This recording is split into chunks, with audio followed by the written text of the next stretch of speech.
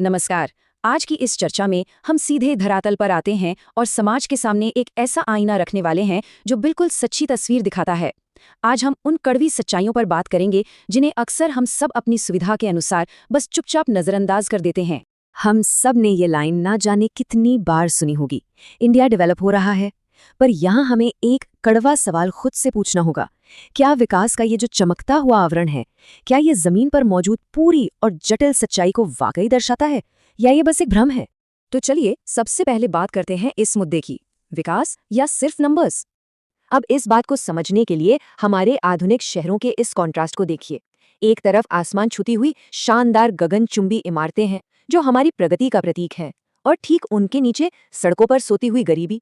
Literally एक ही शहर में दो बिल्कुल अलग दुनियाएं एक साथ चल रही हैं। ये कैसा विकास है? अब आते हैं हमारे अगले और बहुत ही जरूरी हिस्से पर, युवा, डिग्री और बेरोजगारी।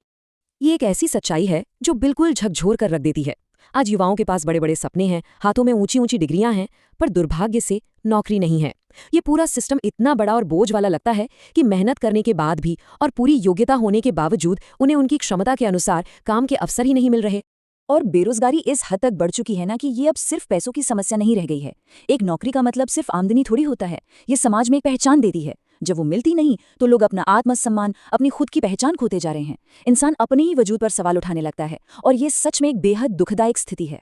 तो इस पॉइंट पर थोड़ा रुककर हमें एक बहुत ही गहरा सवाल पूछना चाहिए, क्या हम सच में प्रोग्रेस कर रहे हैं?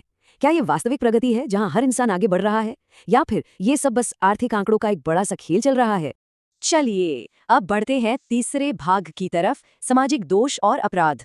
हम आधुनिक होने का कितना भी बड़ा दावा कर लें, कड़वा सच ये है कि आज भी हम एक ऐसे समाज में जी रहे हैं जहां एक व्यक्ति की पहचान उसकी कड़ी मेहनत या लगन से नहीं बल्कि उसकी जाति से की जाती है।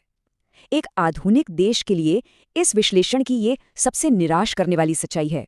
और दिमाग में बस एक ही सवाल आता है, आखिर कब तक?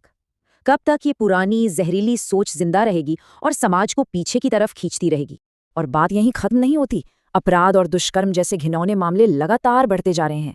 सबसे डरा देने वाली बात तो ये है कि ये संगीन अपराध अब हमारी रोजाना की खबरों का एक आम हिस्सा बन गए हैं। जो चीजें कल तक पूरे देश को हिला दिया करती थीं, आज वो सुबह के अखबार की सिर्फ एक और नॉर्मल खबर लगने लगी हैं। यहाँ एक बहुत ही भयावह सवाल सामने आता है, क्या एक समाज के रूप में हम पूरी तरह से संवेदनहीन हो चुके हैं, या फिर हमने अंदर ही अंदर चुपचाप ये मान लिया है कि भाई ये तो ऐसे ही होता है? अगर ऐसा है तो ये हमारी बहुत बड़ी सामूहिक हार है। अब चौथे भाग पर ध्यान देते हैं, असली मुद्दे वर्सेस राजनीति।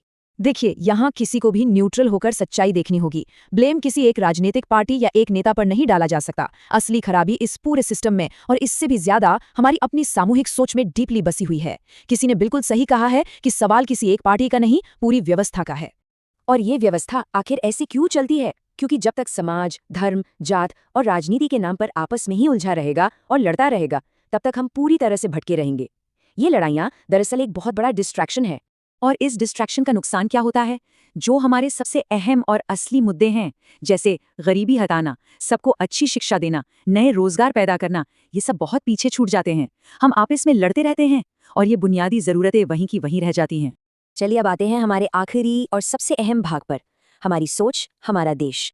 सच बात तो ये है कि देश में असली बदलाव उस दिन आएगा जब हम एक दूसरे पर इल्जाम लगाना छोड़ देंगे।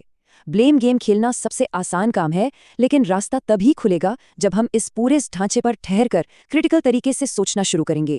ये सच में एक बहुत ही पावरफुल और एकजुट करने वाला संदेश है। ये हमें याद दिलाता है कि इंडिया किसी एक सरकार के दम पर नहीं बनता। इंडिया हम सब से बनता है। हमारा हर एक कदम, हमारी हर एक सोच इस देश का भविष्य तय करती है।